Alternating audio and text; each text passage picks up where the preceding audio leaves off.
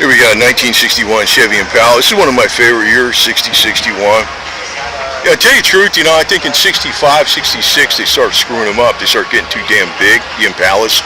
But then but basically back in 1962, SS was a, when I had the 62 SS, was basically more of a model trim designation. I had a 283, which came with a 2-barrel, but it had a 4-barrel on it, and I had a Power Glide. I think the Power Glide really killed the power in that car, man.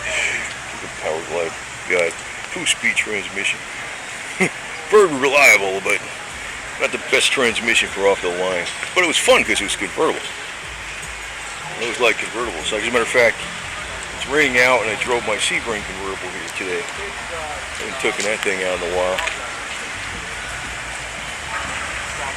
Might have to fix the air conditioning on it. I haven't used it in a while, man. I had to change the heat. What the hell was the resistor for the blower motor? I already changed that a couple years ago. It was sitting a while. I just wasn't using it. Fixed a minor oil leak in it, and I changed the transmission fluid. And there wasn't really nothing wrong with it. I was just using the El Camino for a while, and I started rotating cars. So, anyway. But I like this a lot better. Like you look, even like where the air comes in under the hood, you know. I think in 65, 66, they kind of, well, they had the Malibu. Like I said, they had the Malibu. But the Impalas were really great back 61, 60. 59 with the cat eyes, those are cool. And of course, you know, Belairs and 55 and 6, really nice. Anyway.